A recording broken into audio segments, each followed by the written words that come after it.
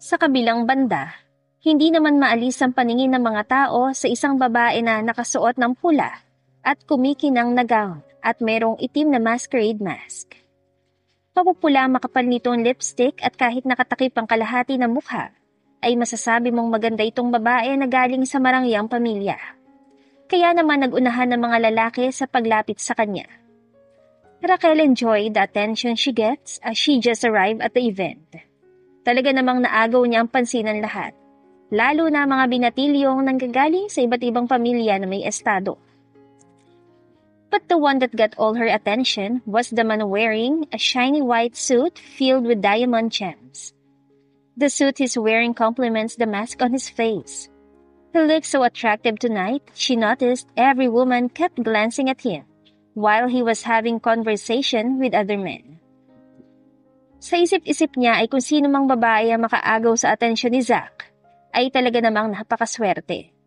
Kung sa pananamit pa nga lang nito ay nakabandera ng yaman, paano na lang kaya magiging trato nito sa isang babae? Too bad Zack only ended up with Audrey. Subalit narito naman si Raquel upang baguhin ang tadhana ni Zack na iyon. Hindi kahiya-hiya kung siya magiging partner ni Zack, hindi tulad ni Audrey. Pakunwari siyang umubo nang makalapit kay Zack upang agawin ang atensyon nito. Naputol ang pagsasalita nito na napatingin sa tabi nito. Na magsalubong ang mga mata nilang dalawa ay agad itong matamis ang umiti sa kanya. Oh, gentlemen. Bumaling muli si Zack sa tatlong lalaking kausap kasabay ng paglandas ng kamay nito sa manipis niyang bewang. Saka siya hinigit papalapit sa katawan nito. I want you to meet Raquel de Silva, my sister. Napangiti na sana siya nang ipakilala siya nito subalit nasundan pa yun ang titulo ng sister. Sister ha? They already slept together in his mansion tapos sister? Sinabi pa nito na sa kanya na ipapakilala siya bilang partner ngayon sa party. Kaya bakit sister lang?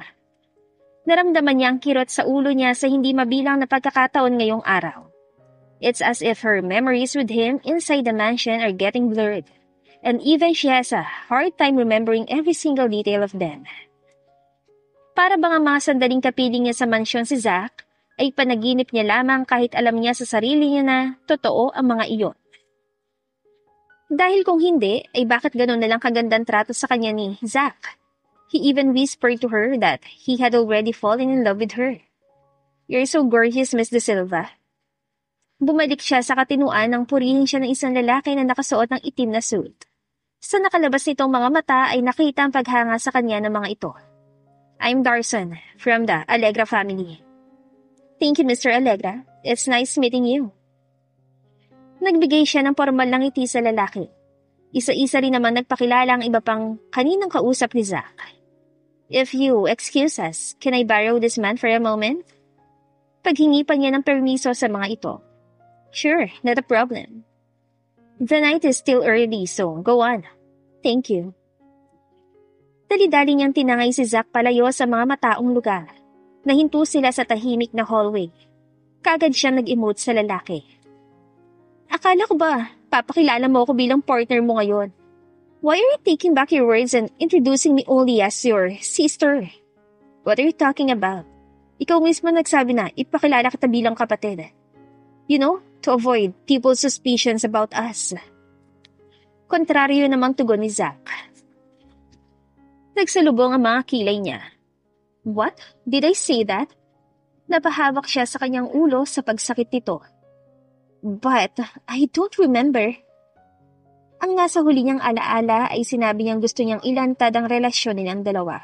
Subalit bakit parang ang gulo-gulo ng isipan niya? Iba't ibang senaryo naglalaro at nakakabinging mga boses ang kanyang naririnig. Hindi na niya malaman kung ano ang totoong nangyari sa hindi.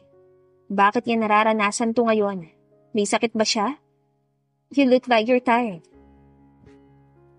Umaktong umalalay si Zack sa kanya saka bumulong sa kanyang tenga. Why don't you rest for a while? You still remember the hotel room I reserved for tonight, right? Huh? Napatanga na naman siya. I still remember. Then, let me compensate for introducing you as my sister. Wait for me in that room, okay? Don't forget to remove all of your clothes. Pinamulahan siya ng mukha na tumango. Yes, I will make sure to do that. Sleeping with him during the party is a bit naughty. She likes it. Kaya naman dali-dali siya nagtungo sa kwartong sinasabi ni Zack at naghanda ng sarili habang hinihintay siya. Hinubad ni Raquel lahat ng kanyang kasuotan, maging ang mga alahas niya sa katawan. Pinakatitigan niya ang sariling ganda sa salamin ng banyo. Pinakapalan niya pa ng pulang lipstick ang mga labi at doon lamang nakontento sa itsura. Sinuot niya ang puting bathrobe, saka lumabas doon at nagtungo sa king-size bed. She poured a bottle of red wine into the empty glass and drank it to arouse herself before Zack even got into the room. Pinatay niya pang puting ilaw para itira lamang na nakabukas ang iilang mga dim lights. Naghalo ang liwanag at dilim sa kwarto at sasapat lamang iyon upang may makita siya kahit na papano. Ang importante ay maliwanag sa bandang kama kung saan siya mamaya ibabaon ni Zack. Ilang minuto pa ang lumipas na hinintay niya sa loob si Zack. At nang tumunog ang pintuan ng hotel, bago yun bumukas, ay kaagad siyang nanabik. Sa dilim ay umiilaw ang kintab ng kasuotan ni Zack. Ganon din ang suot-suot na maskara. Zack. Halos liparin niya ang pagitan nilang dalawa. Hindi pa man nakakabuelo at handa ang lalaki ay siniilan niya na ito ng halik. Zack lifted her up. Pumulupot ang parehong mga braso at binti niya sa leeg at bewang nito saka siya kinarga papuntang kama nang hindi naghihiwalay ang kanilang mga labi. Zack kissed her passionately. Hindi gaya ng mga nagdaang araw, ngayon ay napaka-realistic ng nangyayari. It makes her want to think that this is the first time that they kissed, and what happened before was only her delusional dream. Napaungol siya nang bumaba ang mga labi ni Zack sa kanyang leeg. Paulit-ulit iyong dinampian ng halik, saka muling bumalik sa kanyang mga labi. Nang maghiwalay ang mga labi nila ay para tanggalin ito ang suot na suit. Kagat labi niyang pinanood ng lalaki na hubarin din ang polo nito sa loob at lumantad ang malaki nitong katawan. You look so hot with that mask on while your body's exposed, Zack. Mapang-akit pa niyang puri sa lalaki. Tinanggal din niya ang pagkakapulupot ng strap ng bathrobe para ipakita ang hubad niyang katawan. Beautiful. His deep voice complimented her, which made her blush. She kept telling herself that this wasn't the first time she had sex with Zack. But this is just the first time she really felt this was really happening, a real thing. Kaya naman hindi pa siya hinahawakan ng lalaki ay nararamdaman na niya ang pagkabasa ng kanyang pagkababae. Sa sobrang pananabik ay hinila niya si Zack at itong inihiga sa kama bago niya patungan. She wrapped her womanhood against his crouch. I want to ride you tonight. Nalalasing niya pang sambit. He comfortably rested his body while looking up at her. Go on, give me your best shot. Muli niyang nakagat ang ibabang labi sa kabahagyang niyuko ang katawan upang halikan sa leeg si Zack. Pababa ito ng pababa hanggang sa marating ang zipper ng puting pantalon nito. Subalit bago pa man niya iyon magalaw ay bigla siya nitong hinatak pataas dahilan upang magpantay ang kanilang mga mukha. Remove my mask. Malalim na boses na anito. Sure. Muli siya napangiti na matamis. Malugod na hinawakan ng tali sa likod ng mamahaling maskara ni Zack. Though you look very handsome with this mask on. Zack? Para siyang binuhusan ng malamig na tubig na makitang ibang mukha ng lalaki, imbes sa mukha ni Zack. That man had a smirk on his face, like he just won a bet. This man wasn't Zack. Hindi ito si Zack. Nanlaki ng husto ang mga mata niya sa labis sa pagkagulat. Bumilis ang pagtibok ng puso niya at para bang sandaling na blanko ang isipan niya bago na proseso ang nakikita ngayon. Danilo? Nanginig kaagad ang katawan niya sa halo-halong emosyon. Anong ginagawa mo rito? Nasaan si Zack? What is happening? Danilo is the young man who works as a gardener in Zack's mansion and he has a big crush on her. Ginamit niya ito upang maitakas noon si Audrey sa mansyon ni Zack na nabigong mangyari. At ito pa'y nabaril ni Zack. Naalala niyang pagkatapos niyon ay iniwan niya lang ito sa ospital at hindi na nakipagkita pa. Kaya anong ginagawa ng pobreng lalaking ito sa hotel room na dapat si Zack ang kasama niya ngayon? Why are you wearing Zack's clothes? How did you get in here? Gusto niya agad itong saktan. Nabalot siya ng lito at gulo sa isipan maging sa kanyang nararamdaman sa nangyayari. Nang tangkain niyang bumaba sa pagkakapatong sa katawan nito ay kaagad siya nitong pinigilan. Ginamit ito ang lakas bilang isang lalaki upang itumba siya sa kama na labis niya pang ikinagulat. Inilapit ni Danilo ang mukha sa kanya saka bumulong sa tenga niya. Nagsisimula pa lang ang palabas, Mr. Raquel. Bakit? Gusto mo na agad matapos? Ano? As the night got deeper, Zack stood before the gathered guest. Nakatayo siya sa mababang entablado habang nakatapat sa kanyang isang mikropono. Nasa kanyang paningin na lahat ng tao sa loob. His voice was filled with gratitude and determination as he spoke. Tonight, we have not only celebrated our achievements but also taken a significant step towards justice and redemption. I thank each and every one of you for your support and belief in a better future for our company, the Isabella Green Holdings. To all of us who... Tinaas niya ang kanyang hawak na baso ng alak. Cheers! Itinaas din ng mga taong nakatingala sa kanyang kanilang mga hawak na baso upang makipagtutsa ng alak sa malayo. They all took a sip before Zack spoke again.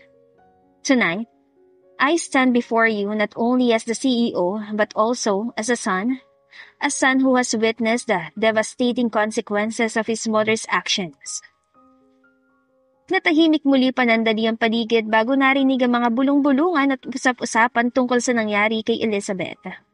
My mother, Elizabeth De Silva, the president of our company, as all of you may know, was involved in a case of embezzlement, fraud, and abuse towards our employees. Her actions tarnished the reputation of our company, and it's my responsibility to make things right. Nabalot muli ng katahimikan ng lugar at nagpatuloy siya sa pagsasalita. To compensate for the damages caused by mother's actions, I am announcing a fundraising program. This program will not only provide financial support to the affected employees, but also offer them opportunities for personal growth and development. I assure everyone that this is not an empty promise. I have personally set aside a substantial amount of my own wealth to start this program. Furthermore, an independent committee will oversee the distribution of funds and ensure transparency throughout the process. Umingay muli at nangibabaw ang mga bulong ng paghanga at pagrespeto sa kanya. Kinilala siya ng mga tao na mayroong dedikasyon na iayos ang mga pagkakasala ng miyembro ng kanilang pamilya, imbes na proteksyonan at pagtakpan ang nangyari. Zack immediately gained the trust of all the businessmen in the room. To conclude, I vow to rebuild our company's reputation and ensure a brighter future for all those affected. Together, we will rise above this dark chapter and emerge stronger than ever before. Mabilis na umingay ang mga palakpakan at kampay ng mga taong humahanga sa kanya. He looked at the crowd with great satisfaction. Sa pagtigil ng palakpakan, kasabay niyon ang pagtatapat ng mga ilaw sa malaking screen sa likod ni Zack, at doon nabaling ang tuon ng mga tao. Napalabas sa screen ng isang nakapagpapainit ng puso na video na nagpapakita ng mga kwento ng mga empleyadong naapektuhan ng mga aksyon ng ina ni Zack na si Elizabeth. Ipinakita ng video ang positibong epekto ng programa ng pondo. Nagpapakita ng mga larawan ng mga empleyado na tumatanggap ng tulong pinansyal. Dumadalo sa mga programa ng pagsasanay at nagtatayo muli ng kanilang mga buhay. Dahil doon ay nagsipagpalakpakan na naman ng mga tao sa tuwa. Subalit hindi pa man natatapos ang video ay bigla na lamang napalitan ng panibagong palabas. Ang kaninang malambing na musika ay natabunan ng mga malalakas na ungol ng isang babae. Lahat ay napahugot ng hininga at nagugulat na nanood sa screen kung saan ipinapalabas si Raquel De Silva na nakikipagtalik sa isang hindi kilalang mukha ng lalaki. Zack didn't look behind him, but he looked at the woman in front of the crowd, wearing a white pink diamond gown, shining angelically. Mayroong ngiti sa mga labi nito at pagkakatuwa sa nangyari. Well, she was the one who planned this all out. Zack hurriedly went to her proudly. Why, Are you enjoying the show? Mas lumawak ang matamis na ngiti sa labi ni Audrey na tumango. Oo naman, mahal. Pero mas matutuwa ako kung pupuntahan ko si Raquel ngayon para tignan ang itsura niya. He kissed her forehead gently. Be careful then. I'll be back you up. His wife is amazing. Mas lalo niya itong minamahal. Let go of me, you bastard! Buong lakas na tinulak ni Raquel si Danilo. Bakit? Sinigawan niya ito at tuluyang nakalaya sa malalakas na bisig ng binata. Laking pasasalamat niya nang hinayaan siya nitong makaalis sa kama. Tumawa pa ito na para bang natutuwa talaga sa ginawa sa kanya ngayon lang, kahit na ano pang pupumiglas niya. I'm going to sue you. Ipapakulong kita sa ginawa mo sa akin, Danilo. No, that's not enough. Ipapapatay kita. Kinuha niyang muli ang bathrobe upang takpan ang sarili niyang katawan. Galit na galit at puno ng takot niya itong sinigawan bago nagmamadaling lumabas ng hotel room na iyon. Gulong-gulo siyang hinihingal na tumakbo papasok sa kalapit na girls' restroom. Pumarap siya sa malaking salamin at nakita kung gaano kamiserable ang itsura niya ngayon. Nagkalat ang makapal niyang kolorete sa mukha, lalo nang pula niyang lipstick sa labi na ngayon ay kalat-kalat na rin sa kanyang pisngi at baba. Ganoon na lang din kagulo ang buhok niya na animoy nanggaling pa sa pakikipag-away. Tumataas baba ang dibdib niya dahil sa pag-apaw ng damdamin buhat ng mga nangyari.